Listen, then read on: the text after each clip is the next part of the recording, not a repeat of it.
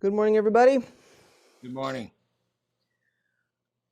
So today we begin again with talking about Dogen and the world of Dogen, and today we are taking up some literary genres and forms that were important for medieval Asian lit.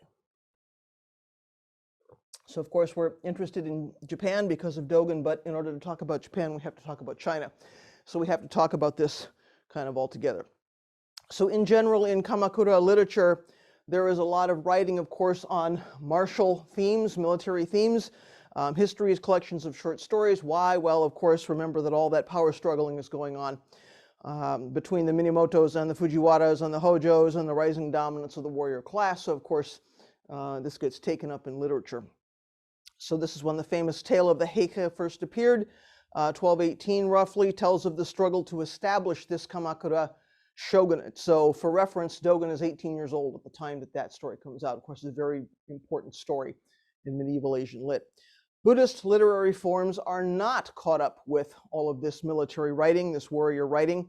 Many of the forms, the genres that are used are adopted from China because, of course, China is seen as the source of culture and the source of refinement. So, of course, Buddhism has come from China as well. So all of these influences are kind of percolating together.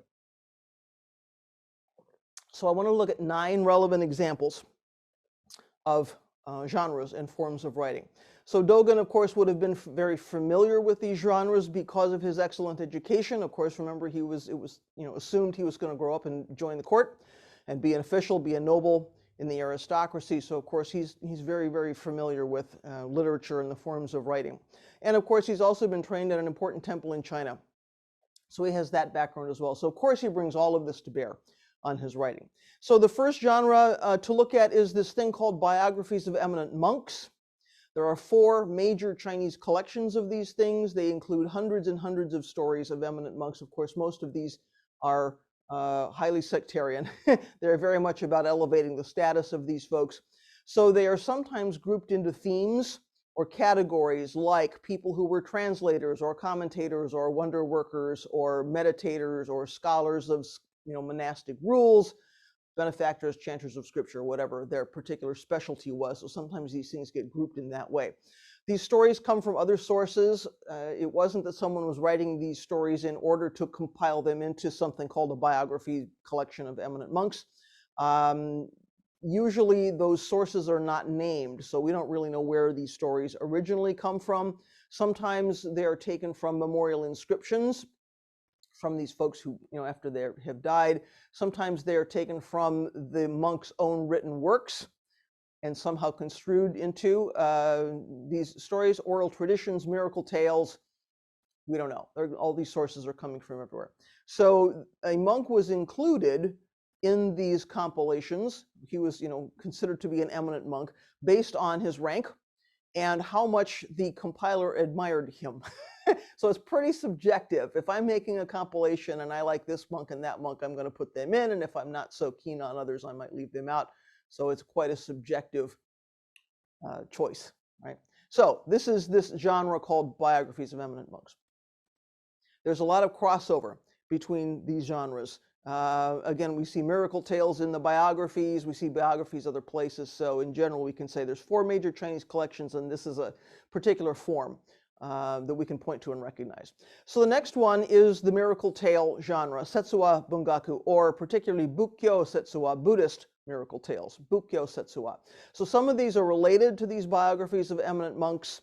The early collections of these stories are in Chinese, and the stories begin to make their way into into Japan. There are sometimes Chinese versions and then Japanese versions of the same story. They look very different. In general, the Chinese stories are supposed to be straight reportage. They include names and dates and people saying, I saw this or that with my own eyes, or my brother-in-law saw this or that with his own eyes. So they are supposed to be factual reports about some miracle that happened. The Japanese stories are not necessarily assumed to be real reports, even when it's clearly a retelling of the Chinese story. I think the point of these is that they are somewhat more interpreted. That doesn't mean that the biographies of eminent monks type stories don't gain some traction about, being some real event that happened in somebody's life. But the feel of them, if you read them, the feel of them is very different. The Chinese are like very straightforward. They're much shorter. They're all about the facts, whereas the Japanese versions tend to be more elaborate, more embellished. So they're more literary, if you will. As stories, they're more elaborate stories. So these things combine entertainment and instruction. They were a wonderful way to make teachings accessible for people, to show the results of effective practice, if you will, because as we mentioned yesterday, folks were not necessarily literate. Average population is not necessarily, pulling up books and reading these things. They're likely to hear them. They're going to go to a temple festival and hear them, or the picture storytellers are telling them, or, this is how these stories are being transmitted. So these books of Setsua, or books of miracle tales, were sometimes seen as material for public sermons. So if I'm giving a talk, I might consult my book of miracle tales and use that to build my sermon. So again, this is how these stories are being passed around. These are popular stories. This is a popular genre, as opposed to something terribly academic, right, or terribly aristocratic. So generally, these stories fall into 6 categories based on content. So there are the retelling of the early tales, the Jataka tales from the Pali Canon. So these are merciful deeds of the Buddha, things he was doing while he was still a bodhisattva.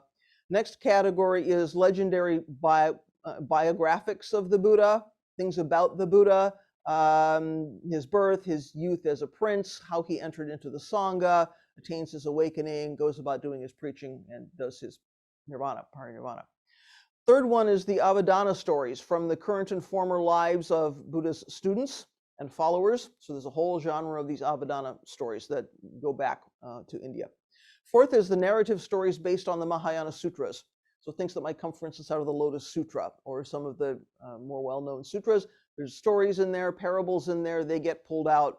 They're part of this collection. Fifth one is the biographies of the founders of these new Kamakura Buddhist sects. So the great deeds of the founders, the fantastic happenings around their practice, around their activities, these get included as well. And the sixth one is the story about origins of temples, origins of shrines. So of course these are designed to enhance the prestige and the legitimacy of the place or the sect, or to spread the doctrine of that sect or something. So there are fantastic stories about the founders, but there are also sometimes fantastic stories about the place, about the building, or sometimes the statue enshrined in the building, or how that statue came to be. Often statues are coming to life and saving people. And so, of course, if you want to attract followers to your new temple or your new shrine, you want to spread these stories about miraculous happenings that are going on there. So, for example, the local spirit sometimes was understood to be converted by the power of precepts. And then, that spirit becomes a supporter of Buddhism. So if you're establishing a new temple, there's local kami, there's local spirits, right? So you give these spirits the precepts and then they support you. They support your Buddhist temple. So, it's a means of sort of incorporating a previously existing power or influence into your new place. So those tales sometimes were sort of a critical step in the conversion of a pre-existing temple, of another sect or another lineage. So maybe you were coming in, taking over, a building that had belonged to some other, practice group. You certainly wanted to now make a fresh start and bring all of that power and influence and history and whatever, to your own group, your own temple. And so if you convert the place in some way, that's how that gets achieved. So those 6 kinds of stories are what we see in these collection of Setsua Bungaku, or Bukkyo Setsua, miracle tales, Buddhist miracle tales. Okay, next genre is Buddhist commentarial literature. We're all familiar with commentaries and how those work. So commentaries explain the meanings of the elements of whatever the text it is that seem to require some particular attention, either because they're important or because they're hard to understand. So the expectation is they bring to light some kind of hidden meanings within sutras, within scriptures, within texts, some meaning that's there, but it's not obvious, or it's kind of difficult to penetrate. So they preserve and spread the Dharma within sort of general cultural, religious trends. So the commentarial tradition goes all the way back to India. This is not something we're seeing only in China and Japan. It goes back to the teachings of the Buddha. Sometimes he had to explain stuff he said to his disciples. He would say something, and then he'd have to explain what he meant. So commentaries go, way back to the beginning. Sometimes his disciples were the ones who were expounding the Dharma, right? They would be called upon, or they would stand up in the group or whatever and say, here's what Buddha means when he says this thing. So everything up to this point is oral. All of this commentarial tradition up to this point is oral. So when the Buddhist canon finally gets established, then monks start writing commentaries, and they start to be written rather than oral. So in the course of interpreting the teachings, various kinds of commentarial writing arose, both in Pali and in Sanskrit, and many of these get translated into Chinese when Buddhism travels down the Silk Road. So then the Chinese commentarial tradition gets a start about the 3rd century CE. So one of the most important earlier Chinese traditions focuses on the Lotus Sutra. Of course, the Lotus Sutra is very important in our tradition. These things played a key role in forming these Chinese Buddhist schools. How you interpreted and talked about these sutras becomes a bit specialized. So one important feature is that they make reference to earlier commentaries. So the earlier commentaries get connected into the line of Chinese commentaries, and those get connected into the line of Japanese commentaries, and we have a string of pearls, right? We have a line going through. So later on, writing systematic commentaries becomes a way to develop your sect's doctrinal positions, right? This is how you explain to people what your position is on certain issues or certain questions within religious practice. So we care about this because Tendai was deeply involved in this kind of study, and of course this is where Dogen starts. So in addition to the Lotus Sutra, there were many commentaries on the Diamond Sutra and the Heart Sutra, the Malakirti, Nirvana, Lankavatara, others, as well as the Awakening of Faith. So all these things start to get their own sort of body of commentarial work. So commentarial literature is influenced by the reality that the transmission of sutras and scriptures to China was fairly haphazard. I mean, the reality is this was not done in a systematic way. So there was more than one version of almost everything across space and time. So, over time, different versions arrived, and in different places in the country, different versions of these things would exist. So Buddhist leaders decided they needed some means of organizing all of this into one system. So that it would have some consistency. So they decided that all of the scriptures could be assigned to different stages in the Buddha's teaching career. So wherever your particular sutra shows up in the life of Buddha's teaching career has something to do with what category it falls in. So they decided that all these sutras, all these scriptures address different audiences, because these different audiences have some different capacity, right? They're at different places in their practice. They have different sort of levels of maturity in their practice. So across time, each of these things was supposedly given to a different particular audience, and that those commentaries then make the ultimate meaning explicit to varying degrees depending on what the purpose was, what the audience was. So out of that comes a set of rules for interpretation. How do we interpret a text? So there were certain things privileged above other things. So meaning before wording, complete meaning before incomplete meaning, true insight or prajna before cognition and reasoning or vijnana. So if you were explaining a text, it was the meaning and the complete meaning and the true insight that was paramount over the words and some kind of incomplete meaning and reasoning, intellect, reasoning your way through it. So the means of composing commentaries was most often that disciples would create them based on notes from a teacher's lecture. So disciples taking notes during the teacher's lecture compiles these things into a commentary at some point. So translation was also, of course, an important related activity, because something that was translated usually had to be explained. And we know how Hojo-san works. He has to translate a piece of the Shobogenzo, and then he's got to tell us what it means, right? So translation and commentary are all kind of interconnected, because it's this effort to explain writings about the Dharma. So there are several types of commentaries in the Chinese tradition. The first one is sort of a straightforward line-by-line explanation of a main text. There's usually an introduction in these things, and the introduction does two things. One is it sets the stage in terms of the doctrine. So what's the aim of the teaching? What's the meaning of the title? Key ideas in this text? Who's the intended audience? What's the relationship between this text, and other kinds of teachings? And the second thing the introduction does is to set the stage historically. So what's the history of the text? How did it get transmitted around? Are there translations of it? As well as There are stories about its miraculous power, because there are also miracle tales about sutras and texts. These things also had some magical power. So the introductions in these commentaries are setting the stage in terms of doctrine and setting the stage in terms of history of this text. So the commentaries become more and more sophisticated over time until they are aimed mainly at very experienced, highly trained monks in the temple.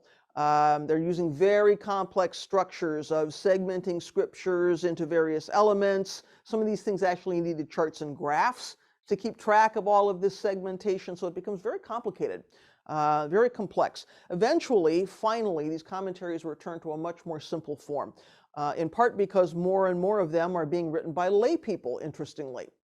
So this is making the shift between these very complex, complicated commentaries aimed at educated monks, probably written, of course, by very educated monks. And there's a shift now. Things are becoming more simple, and lay people have a bigger hand in these things. So there's that piece, and there's also the piece that, Chan is now running around talking about transmission beyond words and letters. So, how important is something that's written down? So we've got these two things kind of coming together. So in Dogen's time, as we've seen, Japan is a biliterate culture. So there's literary Chinese and there's everyday Japanese, and these things are existing side by side.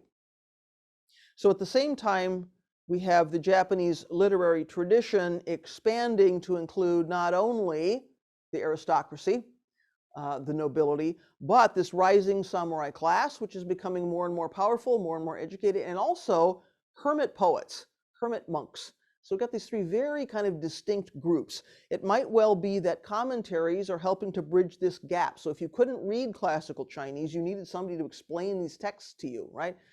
So the original might have been classical Chinese. Now you have a commentary which does a bit of translating and explaining, and now these things can spread around a bit to new and different audiences. So that's the whole commentarial tradition.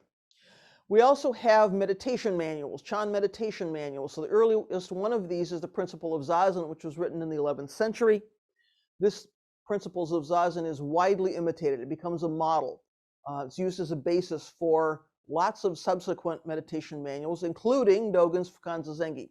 He certainly knew about this. So these later manuals sort of unashamedly include passages from the original manual and from each other. There is no sense of plagiarism. There was no thinking about plagiarism. As there was something useful in this manual, you kind of just took it, included it in your manual. So these things cover posture. They cover the physical points of how to sit, as well as what's going on up here, what's going on in the heart and mind. So it covers the entire thing. So these are basics about how to sit. They're fairly widely known. They're copied amongst each other. They've become sort of a core genre, core sort of text. Then we have the Yulu or Goroku, which are the direct transcriptions of a Zen teacher's saying. So these are recorded sayings, recorded encounter dialogues between two monks or between monks and students.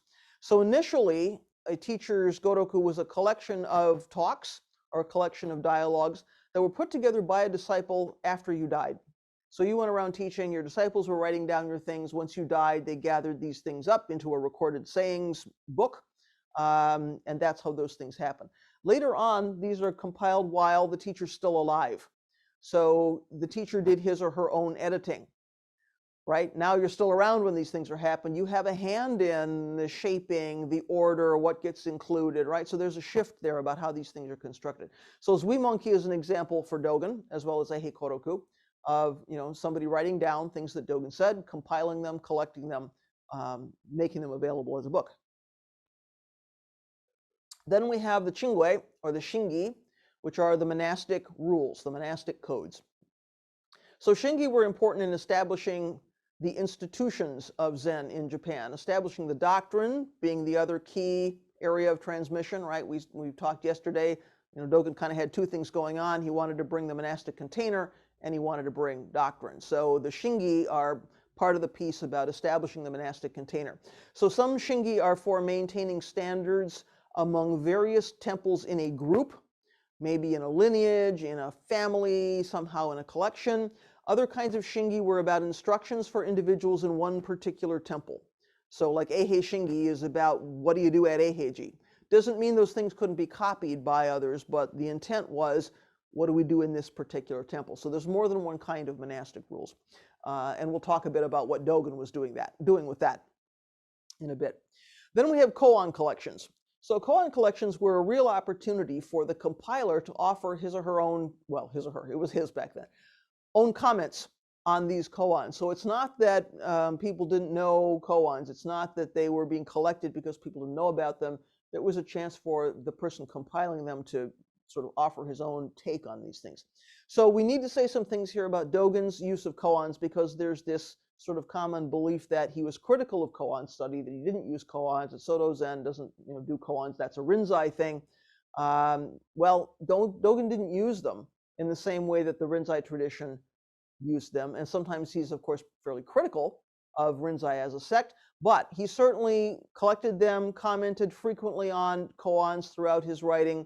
Shinji Shobogenzo is his own koan collection, and the Big Shobogenzo has hundreds and hundreds of koans. I mean, he's talking about and exploding hundreds of koans. So Dogen didn't see koans as a means to an end. You didn't use a koan in order to get something. That would contradict the way he understands that all beings already are Buddha nature and there's nothing to acquire, right? So he's not seeing this as a tool for something. For him, koans are not sort of objects of meditation. They are expressions of Buddha nature. They are expressions of awakening that we can study. So our usual understanding of practicing with koans is that koans sort of violate common sense, kind of violate our sense of logic. They're all paradoxical, so that we're baffled and frustrated by the apparent meaninglessness of this thing. And when we exhaust all of our usual intellectual tools and intellectual approaches, we sort of reach an impasse, and then somehow the transcendent meaning of the koan becomes clear. We dissolve the paradox and we achieve enlightenment. So we kind of think about that's how we do koans. Well, Dogen says it's not that once we are enlightened, we understand the meaning of the koan. It's that even though the language of the koan seems to be dualistic, seems to be contradictory or paradoxical, it's actually a complete expression of the functioning of the Dharma. So it uses language to go beyond language. And we will see this is a really important approach for Dogen. He uses this all the time, right? So it's not that the koan itself is paradoxical. It's using language to go beyond language. So it's actually a complete expression of the Dharma. So koan study to Dogen is the investigation of the unexplored possibilities of that koan language. How do we get in there and look at what that koan is doing? So when we throw ourselves completely into that practice of investigating, then we shift our perception, then we shift our understanding of that passage. So when he quotes a koan in a lecture or in a writing, he may add a juko, which is a verse commentary. So most of these things are 4-line Chinese verses, some of them are longer. And he follows the pattern of Chinese koan collections, which he knows very well. So he's clearly taking this very traditional sort of approach to koan collections and doing something different with it. He's saying this is not a means to an end. The way we investigate these things tells us something about language. And we'll come back to that because that's an important approach for him. Then we have Jodo. And Jodo are the formal public sermons. These get delivered usually in the daytime from the high seat in the Dharma hall on some kind of ceremonial occasion like New Year or Buddha's birthday or the new moon or the full moon or a important memorial day, something like that. This form is often used by Chan teachers in China in the traditional recorded sayings. This is what they're doing. So again, he's looking to this Chinese traditional form. So after leaving the Soto or leaving the monk's hall, after doing Zazen, and of course the monk's hall is where they sat, they ate their formal meals, they slept, kind of each in their own place, right? So the monks get up and they come to the Dharma hall and they stand in lines and they listen to the teacher who's sitting up on this high seat. So those listeners are standing up during these formal talks. If there is discussion or Q&A, if that happened in Dogen's case, we don't know. It's almost never recorded. So it's what the teacher is saying gets recorded, the Q&A, the questions, not so much. So we don't really know if that was going on when these formal talks were happening. The audience for these, of course, was primarily monks, but lay people regularly attended. Most likely it was a wealthy patron of the temple, somebody they knew, maybe wanted to impress, but at least wanted to include, right? So it's not monks only. Lay people could come to these things as well. There is a fair amount of theatricality to these very brief formal talks, some kind of demonstration of the embodiment of the Dharma. So, if you look at what gets recorded around Dogen's formal lectures, he draws a circle in the air, or he throws down his stick, or he abruptly gets up out of his high seat and, leaves the room. He does something physical. There's some physical action which is supposed to be a complete embodiment of the Dharma. So frequently also he asks a question. He'll say to the monks, do you really understand this? Or, what do you have to say, or something? And then he leaves a long pause. Then he answers the question himself. So we can imagine some sense of drama there, right? He asks this question, how do you see this? What do you have to say? What do you think this means? Long pause, long dramatic pause, and then he answers his own question. So there's a fair amount of drama to these things. It's an enactment of something, as well as expounding the Dharma, right? Giving some information. There's also something quite interesting about the way it's actually presented.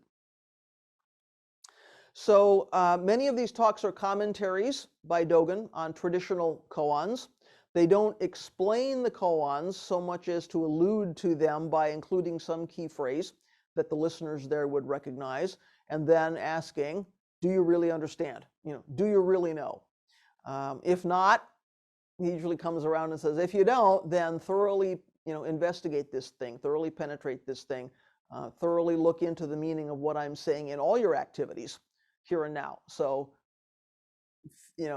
come to some understanding about what I'm saying and then enact it in your life, not just here, right? It's not just like memorize this thing and then you can spout it back at some point. He's saying take this in, fully investigate it with body and mind, and then embody it. So I think he's in some ways sort of being an example.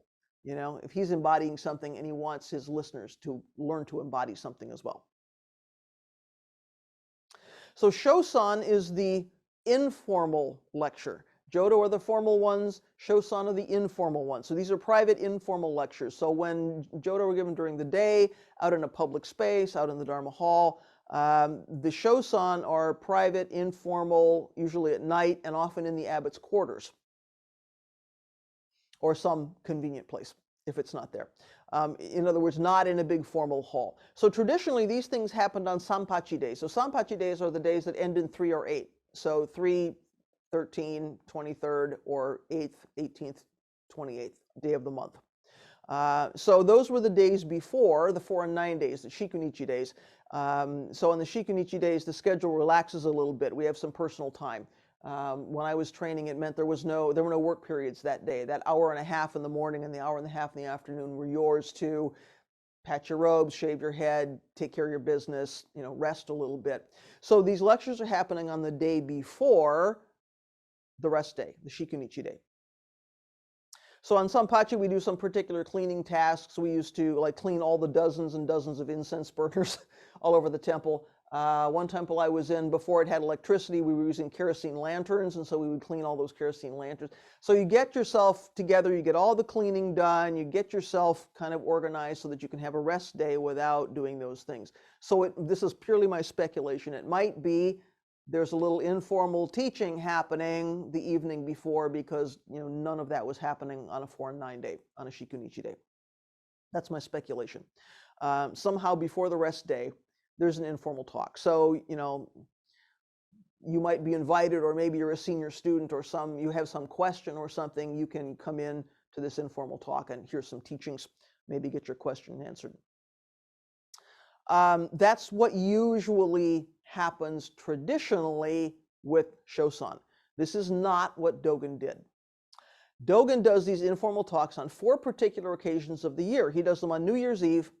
He does them at the beginning and the end of the summer and summer Ango and the winter solstice. And that's it. So we don't know why, but he turns that tradition a little bit. And he only does these things 4 times a year and on very particular occasions.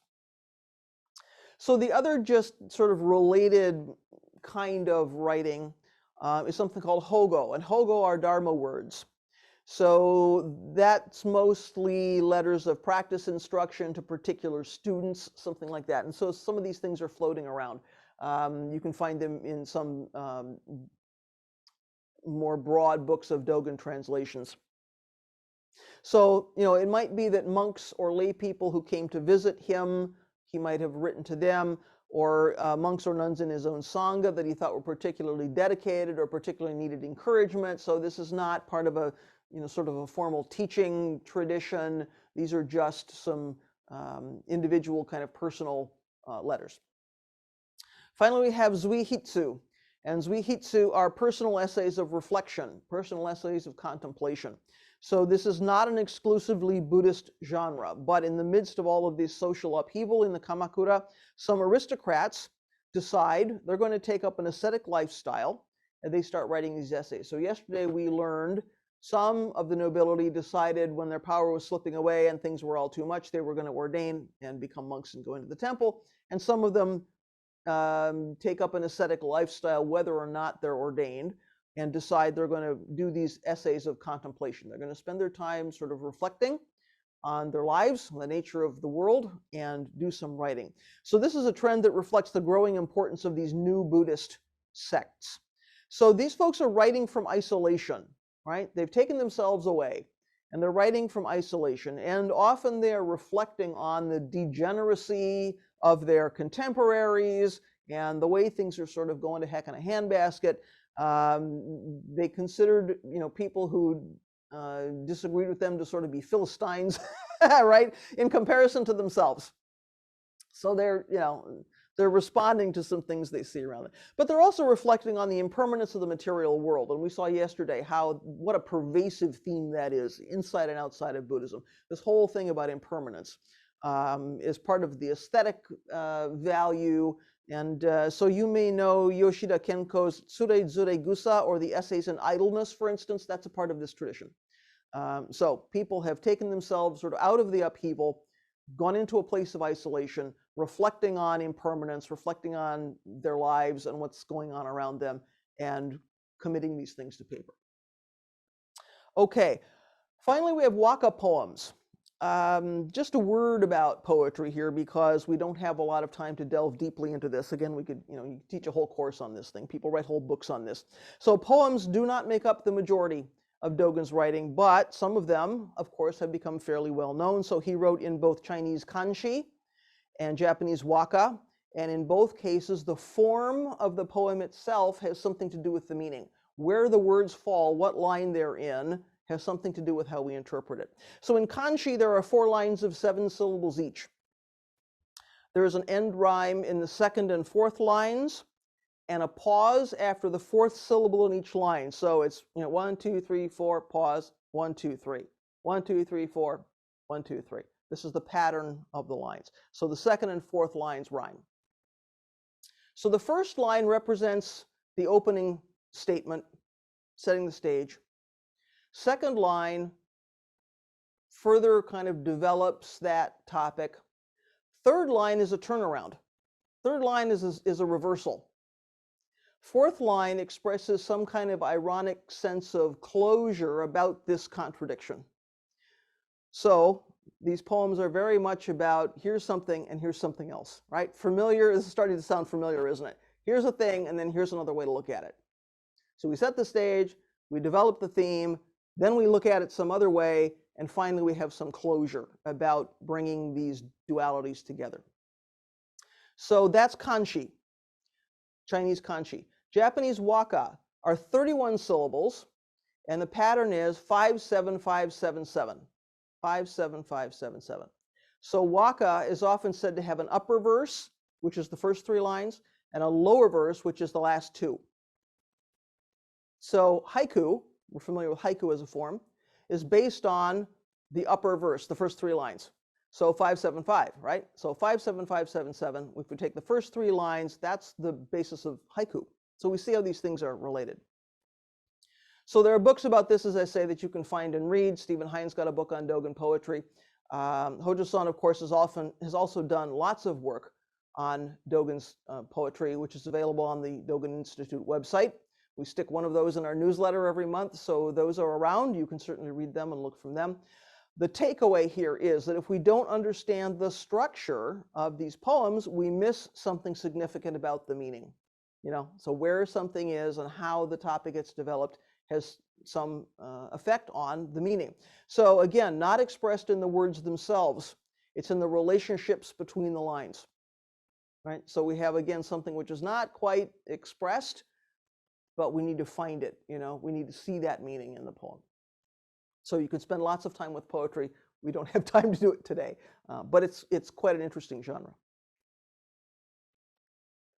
All right, so let's talk about Dogen's canon. Not the kind that shoots cannonballs. We're talking about, body of work. So I've included, as you saw, a summary handout of Dogen's writings. It's not an exhaustive list. There are these other bits floating around, letters to people, things that he gave to his students. But it's important to be familiar with the names and the general contents of the major works so we don't get confused, because some of these names sound very familiar. So, Chichi Shingi and Eihei Shingi, not the same thing. Well, we need to know that, right? Eihei Shingi and Eihei Koroku, not the same thing. Bendo wa, Bendo ho, not the same thing. So, most importantly, don't confuse the big Japanese Shobogenzo with the Shinji Shobogenzo or the Shobogenzo Zuimonki, not the same thing. Also, the big Japanese Shobogenzo, of course, as we said yesterday, has multiple forms. There's a 12 fascicle version, a 75 fascicle version, a 95 fascicle version. Which one are we looking at? So important to just kind of get the roadmap of all the things out there that are available. So some of the texts you may know by name are not actually standalone texts. They might be fascicles of the Shobogenzo. They might be chapters of the Eihei Shingi. So it's good to sort of get the canon straight in your mind so you know where to look for something if you're looking for something. Recognizing that Shobogenzo is a series of essays which are compiled, all those fascicles are compiled into a book. But today, if we go to look for a translation, we need to know how these things kind of have been grouped. So there are some phases of Dogen's writing. And I'm taking this structure now from the work of Carl Bielefeld. He's suggesting a four-part, four-phase. We look at Dogen's writing in terms of 4 phases. So the first phase is on his return from China. Dogen is establishing himself as a teacher. He's sort of introducing new practices, a new system of practice to the Japanese Buddhist community. He's arguing for the efficacy of this, for the meaningfulness of this. He's arguing for the historical authenticity. As we saw, he just thinks he's bringing back authentic Buddhism. So he needs to argue for the authentic nature of that. And he's encouraging people to take it up. So, of course, this is sort of the universal aspect. This is where he writes the Fukanza Zengi. He says, take this up universally. Phase 2, he's at Koshoji, roughly 1236. Now he's regulating his community, his monastic community. He's working on monastic ritual. He's working on routine. He's working on deportment, right? So he's establishing the structure. How do we function as a temple? Third phase, he's building Eiheiji. So he's writing the Shobogenzo. He's training or retraining the monks that are coming to him from Darumashu and from other places, other sects. He's thinking about the orthodoxy of lineage. He's thinking about transmission, authentic transmission. This is the monastic piece. So phase 1 is kind of universal. Now we're moving toward phase 3. He's into this kind of monastic focus. And the 4th phase, his last years, he's working on the Eihei Shingi, and he's really deeply working on monastic regulations because now he's got Eiheiji, and now he needs to figure out how does that whole thing work. So it's kind of 4 phases of his writing. It's helpful to know, if we're looking at something, where in his life does that fall, because it tells us something about what he's focusing on, who he's talking to, why he's writing this particular thing. So Dogen's understanding, of course, deepens and changes over the course of his teaching career, as happens to all of us. Sometimes he's revising earlier texts. He takes Eijo's help on revising some earlier texts and presenting them again to his students, sometimes years later. Genjo Koan was one of those. Fukanza Zengi was another one. So he may write one version, there's an early version, he may go back at some point and start revising based on his own maturity as a teacher and as a practitioner. and perhaps what he sees that his students need. So then either he or Ejo would do a final calligraphy version when he was happy with that thing, and he then considers that sort of his final version. So some of Dogen's writing is intended for a more public audience, some of it's intended more for his immediate community, depending on where he is and what he's trying to do. So Dogen spent most of his later life, again, teaching a small group of monks in this very remote kind of country, mountainside temple. His writing is technical. It would only have been understood really by the people living that life of practice, day to day to day practice within that monastic container in the temple. So he's using colloquial Chinese expressions that probably, even most Japanese Buddhist folks wouldn't necessarily know. He spends a lot of time writing about specific practices in a very specific kind of monastic setting because he's trying to do a very particular thing. So none of his writing, including his poetry, was published in his lifetime. It may have been shared with people he was practicing with, but it was not broadly published, not widely known. He was not writing for a wide general audience. Today, if I write a Dharma book and it, gets posted for sale online somewhere, or a bookseller carries it, I'm probably writing for a wide public audience. This is not what Dogen is doing. He's writing very specifically for the people with whom he's practicing, and he has something very specific to say to them. So in all of Dogen's writings, whether it was something he actually wrote himself or something which was recorded because he gave a talk, he's talking to very particular people. And it's important that we know he's talking to very particular people. So today, we read his writings, we go to the bookstore, we get one of his translation of one of his books. It feels like sometimes it's written maybe for a general sort of abstract audience, like he's a philosopher kind of up in his garret, putting down his theories about the world and sort of putting them out there in case somebody sometime somewhere might be interested.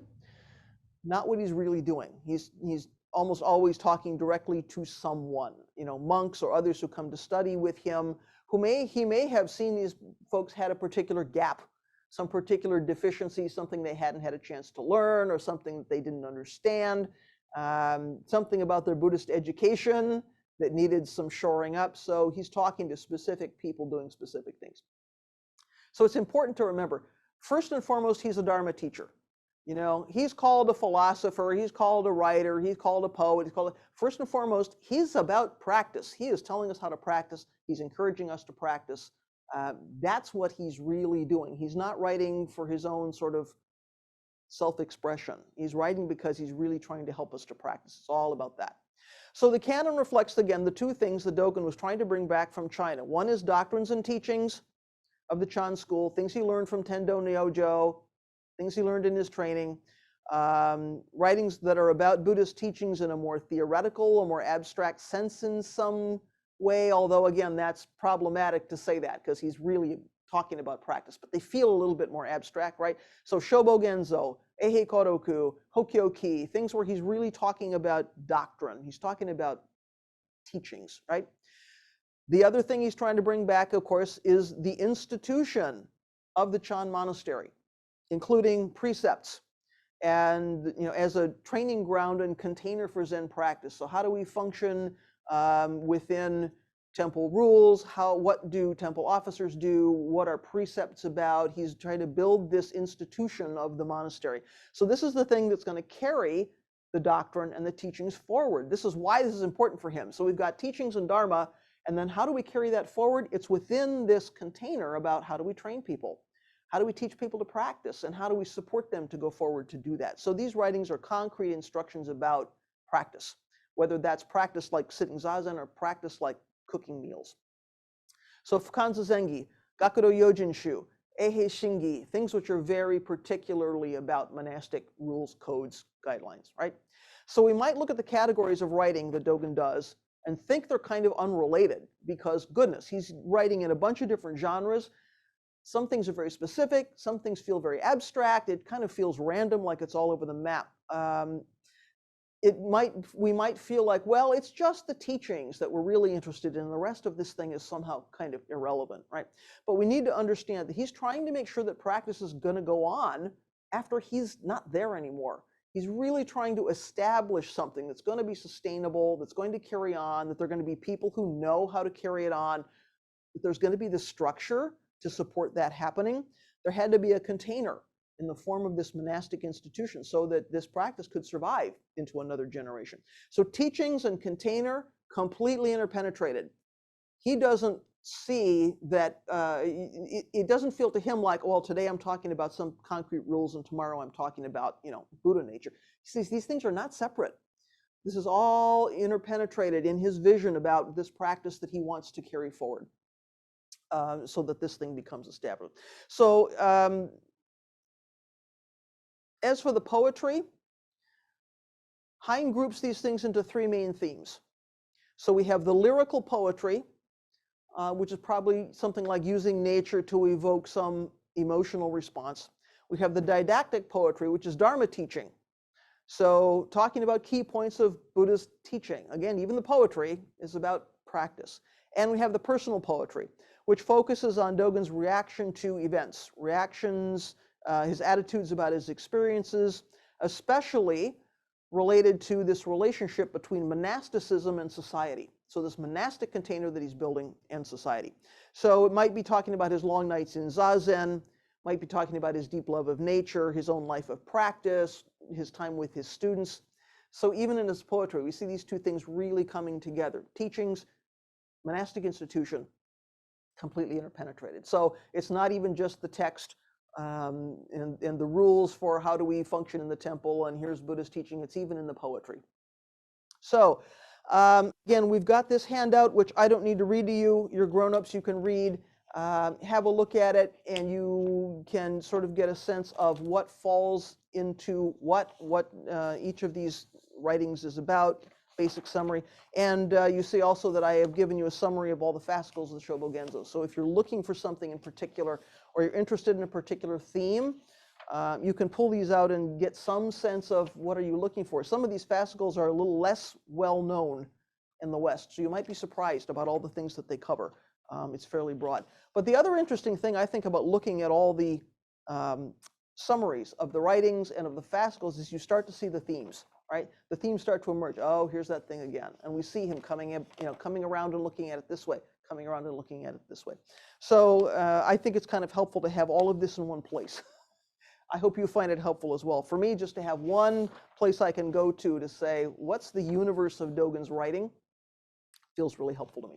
So as I say, I'm not going to read that or spend a lot of time on it, but just know if you're looking particularly for the Fushiko Hanpu, go to the Eihei Shingi.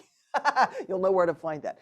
Things have been, of course, translated in various groups in the West. You might find a collection of writings which is a little of this and a little of that. So you might have to dig a little bit to find the particular thing that you're looking for. But here you go. All the texts. So you have lots. This is a lifetime study right here, right? Just to know all the things that he wrote. Okay, I want to move into a few things about language.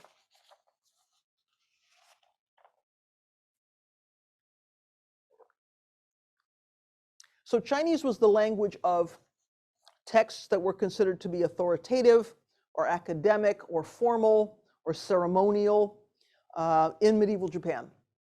So this kind of language is known as Kanbun, or classical Chinese. It was classical Chinese used in Japan the same way that Latin would have been used as a classical language in medieval Europe. So if you were educated, if you were writing something formal, you were using classical Chinese. So Dogen wrote in Chinese for formal lectures, for recommendations for Zazen, for monastic guidelines, for some of his poems, for his own study journals.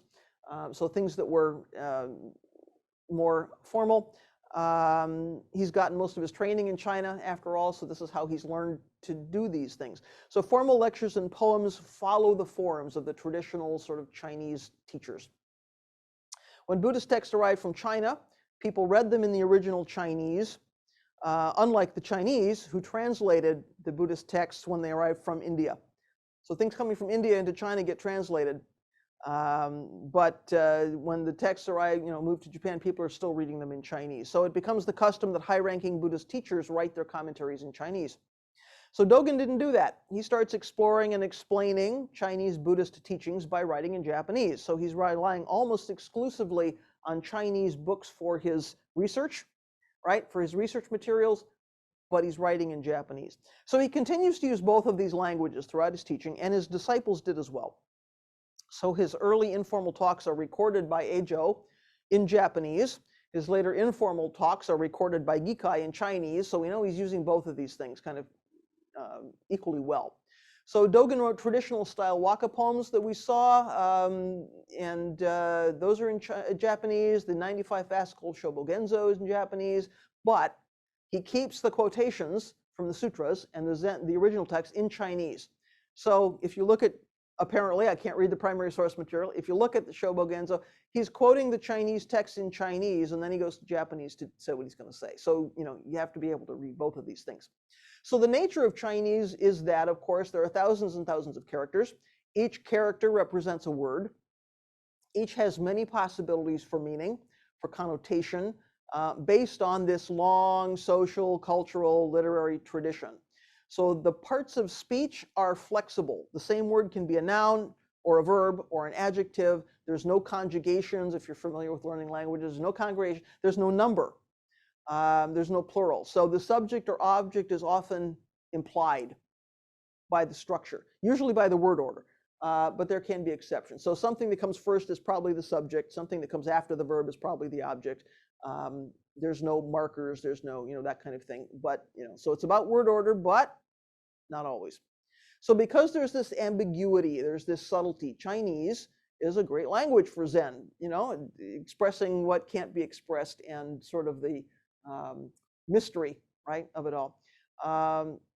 That's true for Dogen, it's true for everyone who comes before him. So there's this kind of affinity. Then if we look at Japanese, by comparison, Japanese, of course, uses the Chinese characters for the major parts of speech, nouns, verb stems, adjectives.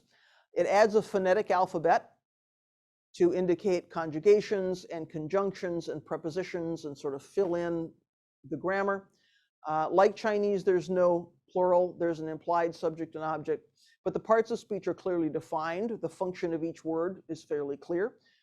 Japanese grammar is fairly complicated. And today, if you learn Japanese, you have to learn, the Chinese characters. You have to learn several phonetic systems.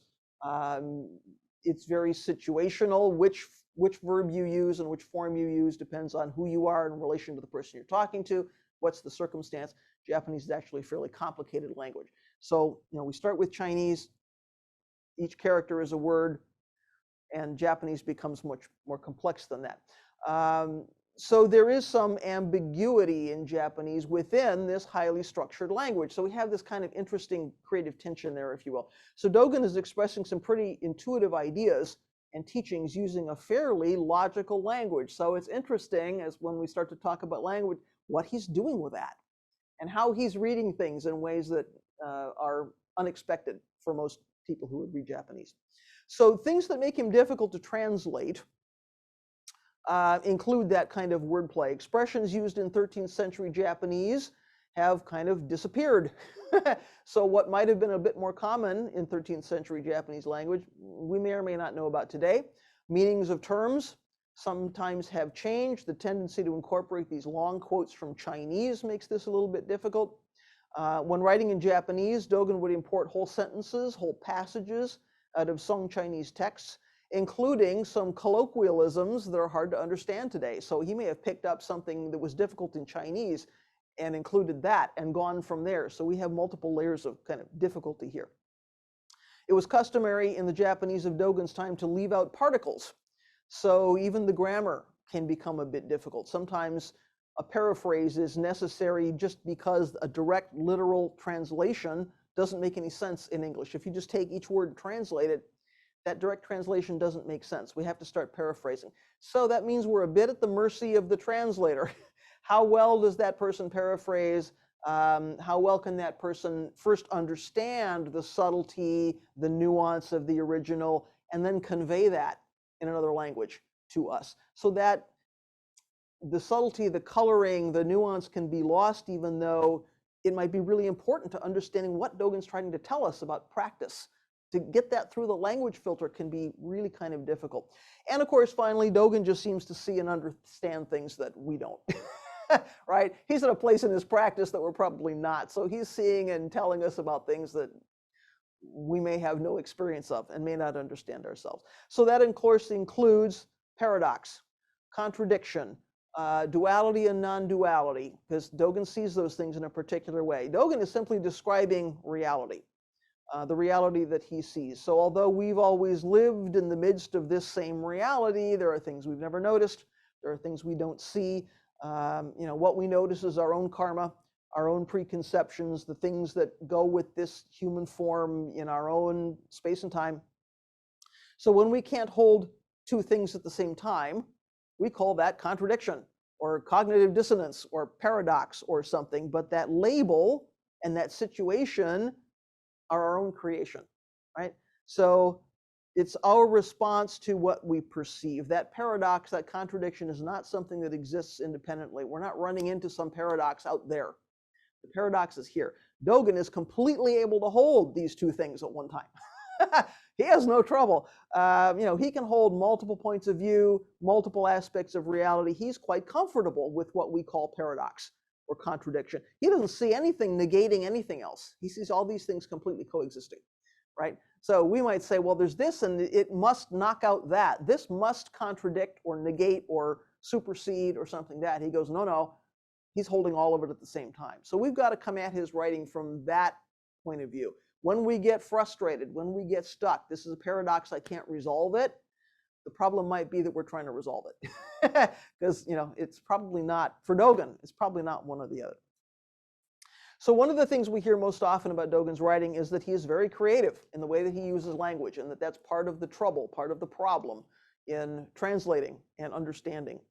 That's one of the things we think makes him opaque a little bit, right? We just sort of take for granted from translators who can read the original Chinese, read the original Japanese, because much of the surprise that a Japanese reader would feel in reading Dogen's wordplay doesn't come through in the translations for English. So we don't get that. We always hear about how playful he is with his use of language, and if we can't read the original, we kind of miss that sense of play, because there's something that a good reader of Japanese would be surprised about that doesn't come through in the translation. So we just go, well, it's confusing. Well, it's impossible unless you're Buddha or unless you're Dogen. We'll never get it. There's no way to read this thing. Dogen is kind of out there in a world of his own. We're all running as hard as we can to catch up or to keep up or something, right? But we can actually look at examples of what he's doing and why he's doing it. And we have to remember that he's teaching monks, again, who are fairly well educated, fairly highly educated. They were likely running into what's known as the barrier of knowledge. So if you're coming at these things highly educated, very intellectual, you're used to reasoning something out, getting something resolved, there's this thing called the barrier of knowledge. So we think we know about something. Oh, I know all about this thing. I've seen it 100 times, or I've made some assumptions about it, right? We stop looking carefully. We look very quickly and say, oh, that's a cup. Oh, that's a shoe. Oh, that's a something. Oh, there's that thing again. There's that theme again. And we stop looking because we think we know. That becomes a vicious cycle. So we stop looking and we stagnate, and we stop looking and we stagnate, right? And this is a problem. So when we think about who is Dogen talking to, he's talking to some fairly literate, educated folks. So we can also rely on intellectual understanding and then kind of stop there without the deeper understanding that goes with practice. It goes with the experience of practice. So writings like the Shobogenzo give us something we can't understand with just thinking. It forces us to practice if we really want to see what Dogen sees, if we really want to understand what he's trying to convey, because that barrier of knowledge is going to get us unless we're doing something with body and mind and fully engaging in practice and what he's talking about. So we can also see how Dogen twists language not only to break us out of this stagnation, this barrier of knowledge, this habituated thinking, but because he sees language itself as a complete expression of reality. So language is realization and not just a means of communicating something. So yesterday we were saying this whole thing about Zen and arts, or even not Zen and arts, but just art in medieval Japanese aesthetical culture, is more about self-cultivation than self-expression. So Dogen sees language a bit the same way. So we're using language to convey something. He's trying to tell us something about the Dharma, but the language itself is a complete expression of that. And that's going to come back to haunt us a little bit, right? So we got to understand how he sees language. It's not just, well, language is a tool. Language is itself an expression of the Dharma. So this view is not like people who say, oh, words and language are dualistic. Words and language are no good. They're inherently problematic. If you say this, you're separating it from all the things you didn't say. If you say, you know, this is a something, I'm creating separation between what this is and something which is not this. So language we can use to sort of carve up reality in all of these ways. Dogen says saying that this is something and saying that this is something are not mutually exclusive. He says that's not the way language works. They exist as things we can distinguish, but that doesn't mean they're not also completely interpenetrated. So they're distinct but not separate. We can point to things, but they're not separate. Hojo-san's frequent example is this is 5 fingers and it's also 1 hand. So these things are not separate. It's true that there's 5 fingers. It's also true that there's 1 hand. So they don't cancel each other out. So this is the way Dogen sees things, right? So there are a variety of language tricks that Dogen uses, and Jin Kim points out this set of categories, and I'm going to use his structure here because I think it's really helpful. So on your general outline, you see a list of these tricks so you can kind of follow along, take some notes if you'd like to. So this first one is rearranging word order. So Dogen mixes up the orders of the words and the phrases the way you might take a mosaic and rearrange the pieces to make another pattern or to make a different picture. So this is probably the device that he uses most frequently. And the point for this to him is that there's an infinite variety of meaning depending on what's next to what, right? So the order itself, just like we saw with the poems, where something is in the line order has something to do about the meaning. He's saying what's next to what has something to do with the meaning, not just the meaning of the individual pieces, but their relationship to each other has some additional meaning. So we look at a phrase like mind itself is Buddha. For Dogen, he takes the pieces apart and rearranges them. Itself, mind, Buddha is. Itself, Buddha is mind. Various other combinations in that fascicle, right?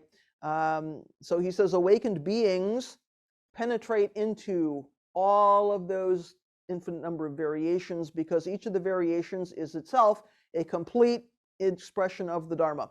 And each of those expressions encompasses all the other expressions. So again, we have something which is distinct but not separate. So all those variations express Dharma, and together they express Dharma. Individually they express Dharma, right? So if you are fully awakened and able to see it, you penetrate into each and every one of those examples, those variations. So another example, Seppo, preaching the Dharma, becomes Ho Setsu, the Dharma preaches, or the Dharma's discourse. So now it's not someone as a subject preaching the Dharma as an object. The Dharma itself is preaching. So the preacher, the content, the activity are all one thing, simply by switching the word. Seppo becomes Ho Setsu.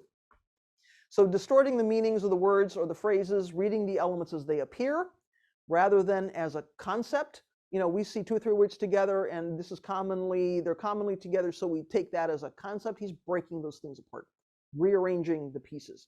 So an English example that comes to my mind when I think about that is the word atonement. So if we break it out, at-one-ment, atonement, with the teaching that when we do repentance, we return to a world which is without separation. We realize again our interconnectedness. So atonement is also at-one-ment. So this is the kind of thing that he's doing, right? He's also not too stuck on a noun being a noun, a verb being a verb, a particle being a particle. Grammars, rules of syntax become very flexible. They might even disappear. So he's going to take the pieces, mix them all around, see what comes out, right? So this is why I think he sees this as a practice of sort of reaching true self, right? He's saying, let's free these words from the structures that they're in. What if we mix them up?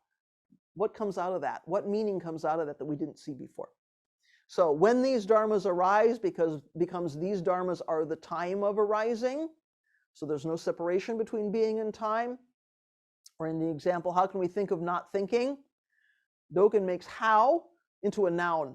So it's no longer an interrogative. How becomes the noun. So it reads as not thinking is the how's thinking.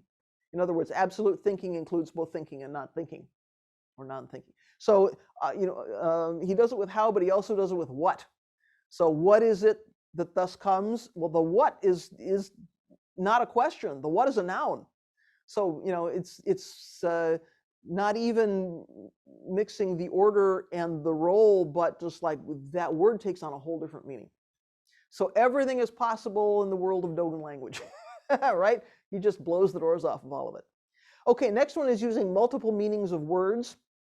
Dogen looks at all the possible meanings of the word to see what layers of expression might be hiding in there. So for instance, kuge usually means flowers in the sky, something illusory, right? Ge is flowers, but the kanji for ku can either mean sky or emptiness. So Dogen reads this as flowers of emptiness. So, flowers in the sky becomes flowers of emptiness. All the dharmas of the universe become flowers of emptiness, which is an interesting way to read that. Okay, next one is expressing things only in terms of themselves. So this is again where we see nouns used like verbs. We see the self selfing the self, or the sky skying the sky. So he's not describing things in comparison with other things, or in contrast with other things, or by way of other things. Obstruction hinders obstruction and sees obstruction. Obstruction obstructs obstruction. Such is time. So he doesn't care if it's a noun or a verb or whatever. It's all just dynamically doing what it does. So there is nothing out. So in that particular example, there is nothing outside of obstruction. There's nothing separate from obstruction. Obstruction becomes the whole of reality. So as soon as we describe something in terms of other things, there's duality. If we describe something in terms only of itself, no separation. It's a really interesting expression of no separation. Next one is reclaiming negative images or reclaiming ordinary images. So Dogen tries to keep various older traditional Buddhist terms and phrases alive. He's perfectly happy to keep them alive and keep using them. So they might not have been so recognizable to readers of his time. They might have been a little bit obscure to the people who were hearing him. He also isn't stuck with the conventional feeling in a term. So he doesn't assume any particular term is always positive or is always negative. And so in that way, again, he opens up kind of a new layer of meaning. So for example, vines. Vines are usually a negative term. For entanglement, being trapped by passion, being trapped by delusion. I mean, you can imagine vines wrapping around you and you're stuck. You're trapped in your kind of hindrances, right? Dogen uses it as a connection between teacher and student. So he really turns that around. An ordinary vine or even a weed becomes a representation of something which is important and a complete manifestation of awakening. So, it might be true that we're hindered by our delusion and we're tangled in our delusion. And also, right, he's saying that's not the whole story. What if vines are also the connection between teacher and student? And we know how important authentic transmission is to him. So now this thing which is, usually kind of a negative image becomes something quite positive and something quite meaningful. So another example, which I recently talked about in a Sunday talk, so those who heard the talk, bear with me. Hyakujo, 80%. So 80% usually means not enough, right? Something that can't fully be expressed by words, because of course we think 100% is perfection. So 80% is not quite that. So Dogen says Hyakujo actually is 100%. It includes what is unsaid. It includes what can't be expressed. In the same way that he said beyond words covers all words. So something which is beyond words covers all words. Non-thinking is the totality, right? So when we talk about perfect expression or dotoku, we'll talk about this some more. But if 80% is what it is a complete manifestation of the Dharma, a complete manifestation of Buddha nature. So 80% and 100%, 80% is not a negative in this way. His next device is use of words that sound alike, use of homophones. So usually the meaning of two words that might sound alike but have different kanji. Even when we look at Shobo Genzo, I think there's two fascicles called Bukyo. I think it's Bukyo. Different kanji, right? So in English we have there that indicates place and there as a plural possessive. Back in your early school days you probably learned about words that sound alike and have different meanings. Two and two, right? We have things like financial capital with an A, and we have a capital city with an O. So we have words that look different, but we pronounce them the same way. So for Dogen's example, because all Buddhas are verification, all things are verification. The word there is shobutsu. It means both all Buddhas and all things. Because all Buddhas, shobutsu, are verification, all things, shobutsu, are verification. So he's reading that same word with two meanings, same sound with two meanings. Next, we have reinterpretation of something based on absolute non-duality or absolute emptiness. So if there's a major theme that runs through all of Dogen's work, this is the one to pay attention to. This is the big one. He reinterprets many words and phrases on the basis of non-duality or absolute emptiness. So again, I'm using Kim's structure. He groups these reinterpretations into 8 sort of interrelated categories. So the first one is the relative, seen in terms of the absolute. So saying form implies emptiness because emptiness is also here. It's not separate from form. So we can say form, but emptiness is there. So anything we say about form doesn't actually negate emptiness. It includes emptiness. So relative, seen in terms of the absolute. We have the future, seen as the present. So there's nothing outside of the absolute now, right? So nothing is coming that's not already here. There's no future that's not here now. So we have the future, seen as the present. We have transcendent and static, seen as the realized and dynamic. So we're pitting two things against each other, right? Transcendent, something which has gone beyond and is not changing, transcendent and static. Seen as realized and dynamic. So right here and moving. So awakening or emptiness are not things that are unchanging somewhere else, transcendent, static states of something. They are the very dynamic workings of this moment, which is actualized right here, right? So we're not out there looking for some glorified, unchanging state called emptiness or awakening or something. It's actually right here, and it's manifested by our just functioning in the world, the functioning of beings in the world. Next one is stages of practice, seen as complete and total verification. So again, Zazen awakening, right? We don't sit Zazen in order to become Buddha. We sit Zazen because we are Buddha. We don't sit Zazen to get awakening. We sit Zazen because awakening is here. So we don't take precepts in order to follow them and improve ourselves with a set of sort of self-improvement guidelines. We take precepts and carry them out because they are the complete expression of Buddha nature, right? They are a complete description of what it is to be a bodhisattva in the world. So stages of practice seen as complete and total verification. There's nothing to get. Next one is pre-enlightenment events seen as post-enlightenment events. And we start to see how these things are connected now, right? Because we're again collapsing past and future. So pre-enlightenment events seen as post-enlightenment events. So again, along the lines of future being seen as the present, stages of Zazen, no, it's total verification right now. So we're collapsing this duality between the past and the present and the future, and between linear time and the eternal now, the absolute now.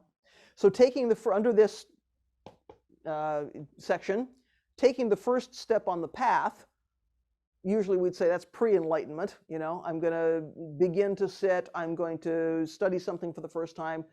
Not yet at that place called enlightenment, so this is pre-enlightenment.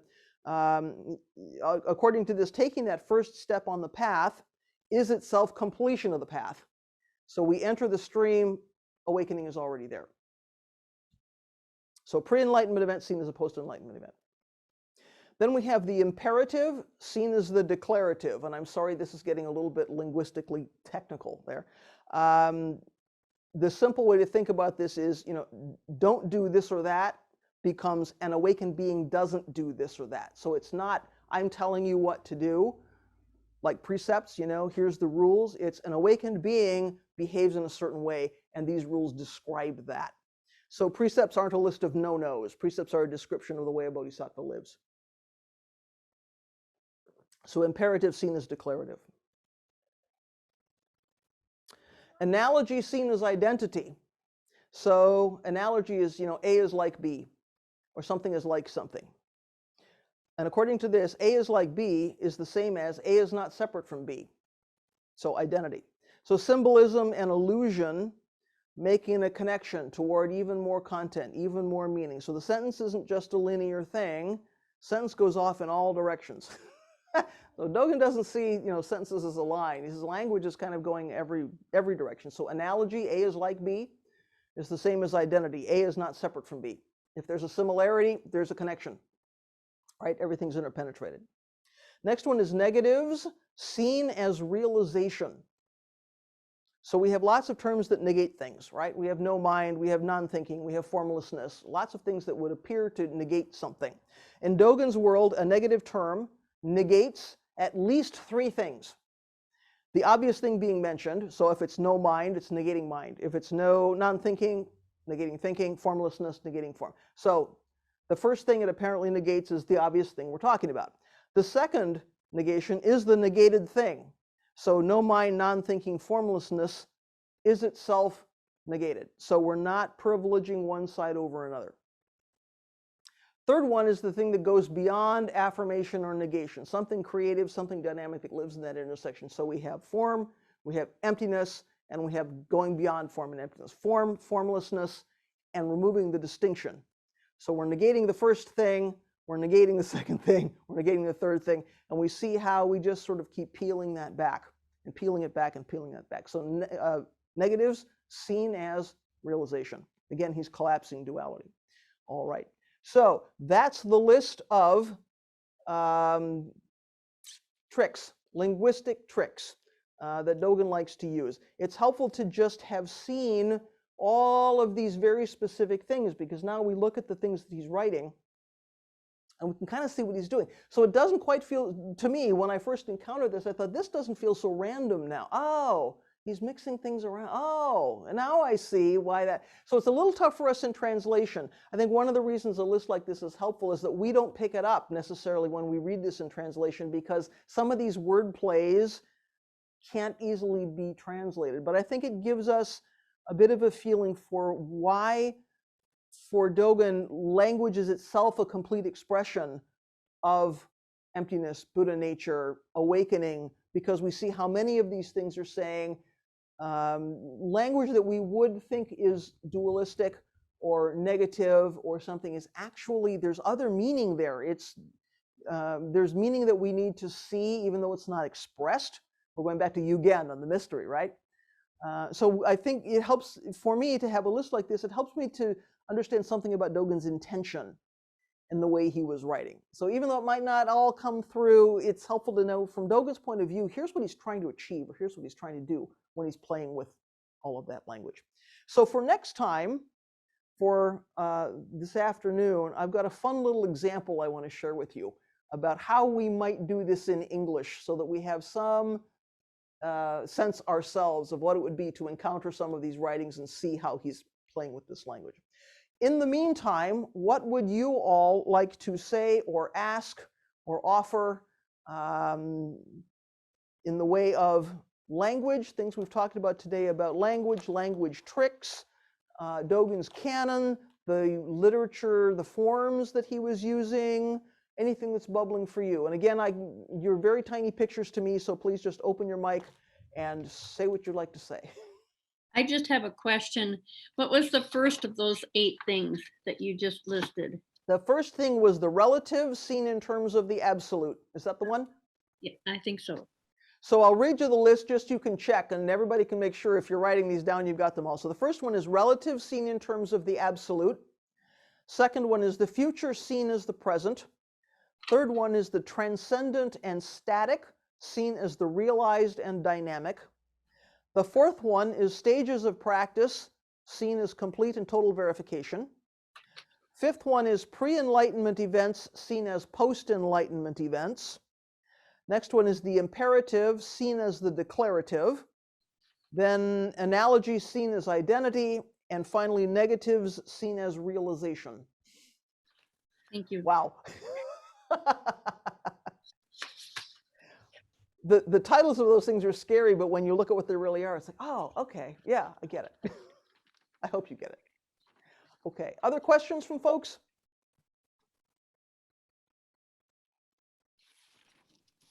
So, Hoko, what you're talking about with the translating from languages that have different structures into English, and the wordplay that goes on in the originals going into a language that doesn't have the same words and structures is pretty mind-boggling, and it's not really, in my mind, it's not really translating, but interpreting. So in the world of this kind of scholarship, are there interpreters that one should know who have particular kinds of style or power or insights, depending on your perspective? But is that part of the scene that you start to understand it through different translators? And is Hojo-san an example of a translator, or is that still something different? Well, I anticipated that the last question going out as a treat that someone was going to have is, so what translations of the Shobogenzo do you use? So we'll deal with it. So we can deal with it right now. It's certainly true that different translators take very different approaches, and some of them do that very intentionally. So there are some who will translate very literally because they want to make that very literal translation available to other scholars, to teachers, who can then use that to do whatever interpretation they're going to do. And then there are some who are very intentionally translating in a more lyrical way because they want it to be readable. They don't want people to get hung up on the jagginess, right, of a literal translation. So if you're reading around and trying to figure out who you want to pay attention to, it sometimes comes down to who makes sense to you. Sure. Right. So when it comes to a question like what translations do you use? Well, of course, I always use Hojo-san's translations if they're available. Partly, in no small part, because I'm trying to maintain some consistency in our Dharma family, right? So I'm using my teacher's translations because this is how we're going forward. Although anyone who's sat through a Genzo knows how thoughtfully those translations are done. So because you have a Japanese completely steeped in his culture, knows the language very, very well, there's a certain kind of translation that can happen. He's going to see things that maybe somebody who is reading Japanese as a second language doesn't see. However, Hojo-san would be the first one to say, and he has said many times, you really have to read multiple translations of anything. Precisely for the reasons we've just talked about. There's a certain amount of interpretation that has to happen because sometimes the literal word-by-word translation isn't accurate. It doesn't convey everything that Dogen is trying to convey because of the multiple layers of stuff that's going on there, right? So I know for me, I will use Hojo-san's translations if they're available. If they're not, I use the Nishijima and Cross translation. You may find others that you like. Pick the one you like. Nishijima and Cross isn't the only one that I use. Sometimes I have to compare, especially if I'm in a place where I'm stuck. I'm looking at a translation of something, even with context, I'm not sure where it's going. I look at another translation, I go, oh, okay. It can be a kind of a gateway back into that first translation. Sometimes I look at another translation and so in my arrogance, I look at it and I say, there's a whole piece of context that's missing there. Man, the way they translated that doesn't take this and this and this into account, That's my arrogance. But certainly reading more than one translation is useful if you're working on a very particular text, and if you're just overall trying to figure out whose work do I like, then of course it's helpful to read around. And I don't think there's a right answer to that. I think it's whoever's translations make sense to you, and you will probably find more than one, and it's useful to read them side by side and kind of unfold all the meaning, that goes out of there. Because as I say, those translations sometimes have very particular objectives. Somebody might translate something literally and fully acknowledge this is not tremendously readable, folks. This is not an enjoyable read, but what I've done is give you something that you can use and now, take the next step with, or, something like that, right? So I like Hojo-san's translations, but the challenge with something like Shobogenzo is they're not all in one place, published neatly in a book you can pull off the shelf, Mm-hmm. So, may or may not be available for the things that you want. I will point you, of course, toward the Dogen Institute, which has a link to the articles that Hojo-san has written for something called Dharma Eye, which is Soto Shu's journal. It's a twice yearly journal. He's for many years done series of translations and commentaries on various fascicles of the Shobogenzo. So that is one place you can go certainly to find the work that he's done on those particular fascicles. And of course, he makes reference to a variety of things that he's translated in his own talks, and Genzo-e, of course, takes one fascicle at a time and blows that up and shows you where everything comes from, what all the allusions are, what all the word choices are, which is why it takes 5 days to get through a particular fascicle. Is that enough for you, Jeff, for the moment? Yes, thank you very much. That's probably more than anybody else wanted to know. I anticipated that question. I figured somebody was going to say, what translation do you use? My answer is find the one you like.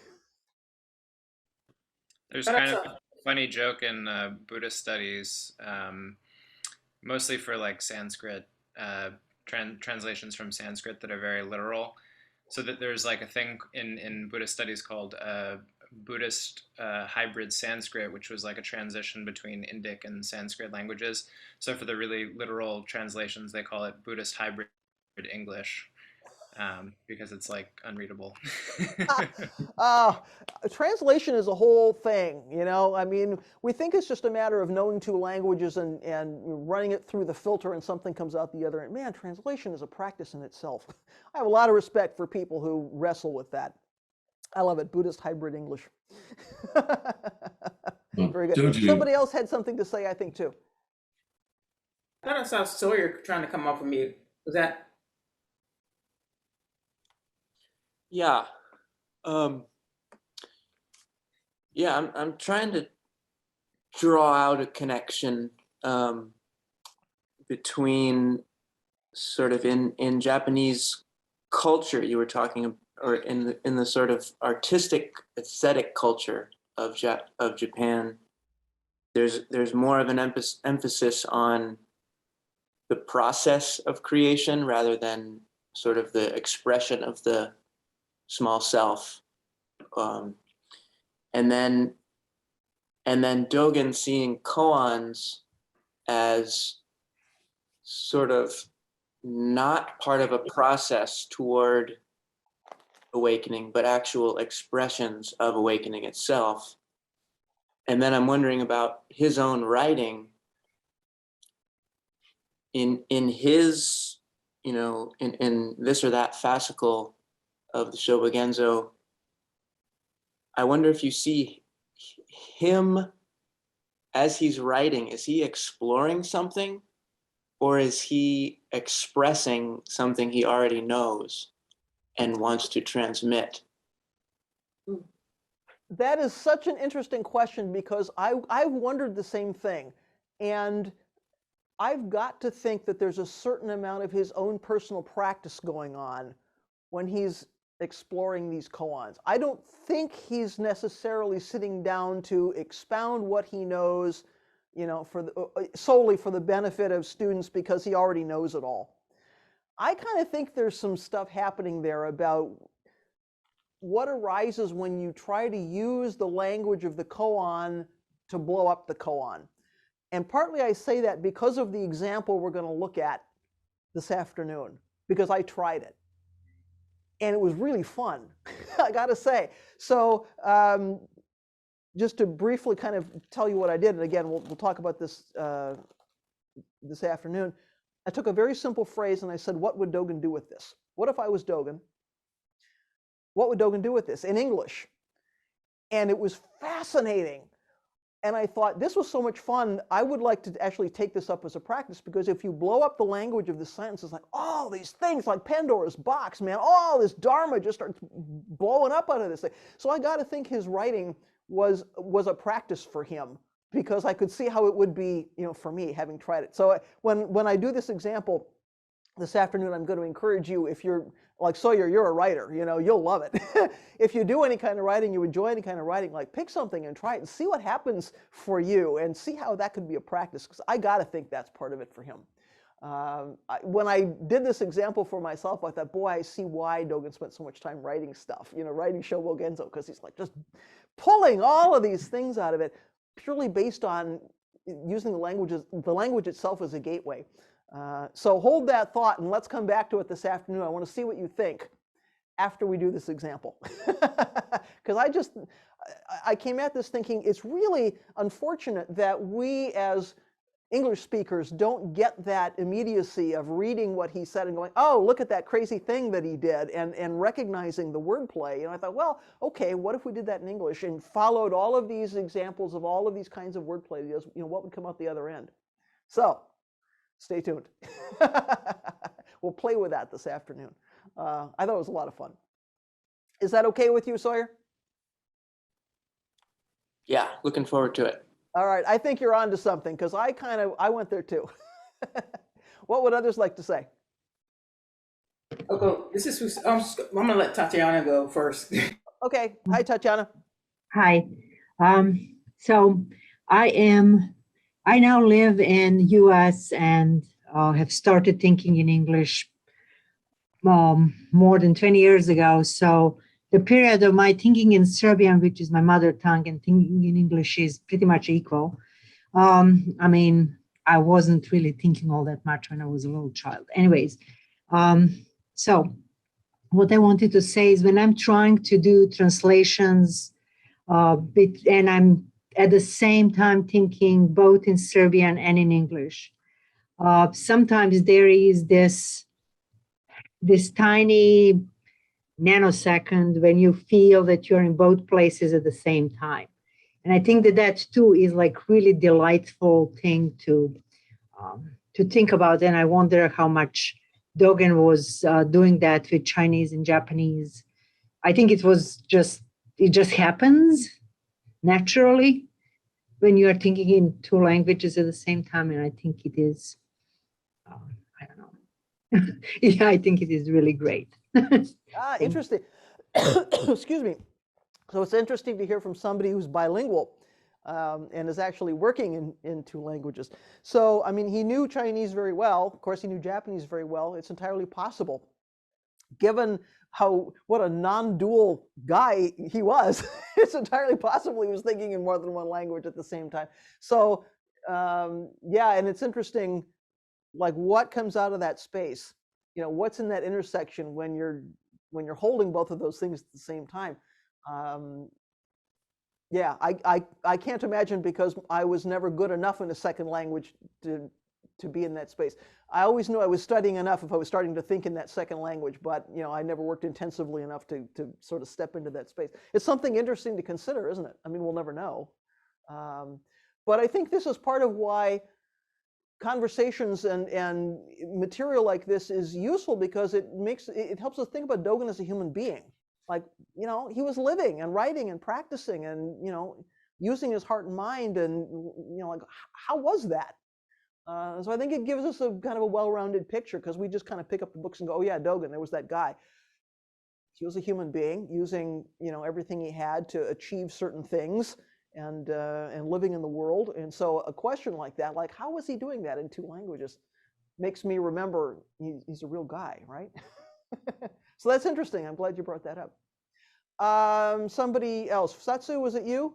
Yeah, I just again appreciate the four phases that you said about, doing his writing, returning from China. He had that view. I'm really appreciative that he had the view of, really wanting to sustain, because I feel like teachers, when they find the truth and they really want to be able to sustain that across time, that you have a very set view of how you want things to be carried. Like you said, it's the transmission. I hear you talking about that all the time. How are we carrying these teachings? So he created that environment for that to be sustained, so that can continue we have some benefit of that. So one of the things that I sit in gratitude, because I see, Hojo-san doing the same thing, and I can have an appreciation for the poems and the way that the poems are written in both Chinese and Japanese, and the way that that's presented. So I really, I sit in gratitude for Dogen's, intention that he set forth once he realized there was a certain thing that he wanted to bring back, and then how that's continuing to carry on even now.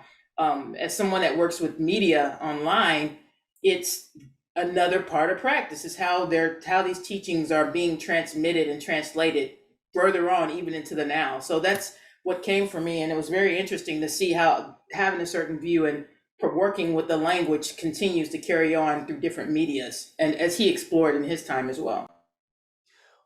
Yeah, I think often we don't see that sustainability side of him. We just think, oh yeah, there's the Shobogenzo. Well, if we think about what he's trying to do, he's actually being fairly strategic, because he's not just saying, well, I've absorbed a bunch of Dharma and I'm going to come back and share that any way I can, or every time someone invites me to speak or something. He's saying, not only am I coming back to share the Dharma, but I need the circumstances that are going to make that live beyond me. So this is why I say I think sometimes in the modern West we might look at all the monastic rules and how do you greet your seniors when they come into the Zendo, and then we just think, let me get to the juicy stuff. We think, well, that piece wasn't important, but we have to consider he was thinking about, how does this go forward beyond me? So when we look at what he was doing to bring a certain kind of practice from China to Japan, and then we look at where we are in this country, this practice is not that old yet in this country. We're facing some of the same issues. We're dealing with translation, we're dealing with setting up institutions, we're dealing with what does authentic transmission look like, we're dealing with all that stuff. So it becomes relevant for us in a different kind of a way. As an organizational development person, I appreciate, as Setsua says, I appreciate that he was thinking not only about what are the teachings, but like, how do we contain and preserve them, and what's the legacy that goes on? Not so that I, Dogen, am going to be famous, but so that practice happens, and the things that I've brought back continue to be available to people. So certainly at Sanshin, in some ways, we're thinking about that. How does Hojo-san's legacy continue to be available in the future? So there's some real parallels there, which I think makes him relevant in an interesting kind of way to us in the modern West, even though he's coming out of 13th century Japan. In some ways, he's facing the same things we are. What would other folks like to say today? Other questions, comments? This is Mokashin. I just, going back to your previous talks yesterday, all these stylistic things, I mean, just what's your sense of, the uniqueness of a voice that's made it through all this curation, all these agendas, all these filtration, if you will. I'm just curious what your stance is of how much of the authentic voice we're getting of Dogen. Well, it's hard to know, and it's particularly hard for me because, as I say, I have the limitation of not being able to read the original. So it feels to me like when I hear Hojo-san exploding Shobogenzo word by word, that's about as close as I'm ever going to get in this limited 60-year-old American body, right? I've got to think that Hojo-san's in a kind of a unique position to explain to us what Dogen's voice was like. I think it's very true, though, in some ways it's hard to know, because of all the curation and all the translation and all the interpretation, and we can go back to what Dogen wrote, but even for us, we've got these filters, it's a little difficult. So in a way, I think there's always going to be something lost a bit there. I have to say, I'm really looking forward to Hojo-san's biography of Dogen, which is not going to come out anytime soon, but it's something he wants to do. We need a good modern biography of Dogen that is aware of all the curation and can be somewhat historically accurate. And I think from Hojo-san's point of view, as a Dharma teacher and someone who's translated Dogen both verbally and just in the practice, his take is the one I'm going to be interested in. Like how does he see Dogen, and how does he see Dogen's life, and what are the important elements of that story for us? Because I have to say, it's tough for me to have a sense because I can't cut through, in some ways, all of that. So I think in some ways the best we can do is be aware of it. It doesn't mean we have to lose all the things that were added or interpreted, but we need to be aware of them and the part that they play in that story. So ultimately, of course, we could say, in the largest possible sense, Dogen's voice is the voice of awakening, right? So he's trying to transmit to us, convey to us, enter us into awakening. So as long as we're sitting zazen and entering into that space, we're in that space with him, and then we get some sense of his voice. But how he's describing it as a karmic human being, we have to do the best we can. right? Not perhaps the answer you want to hear, but there's an inherent limitation there. I agree with you. Other things folks would like to say? Questions, reflections, last words? All right, we've run a bit long today, but I'm okay with that. As long as you're hanging in there, I'm okay with that.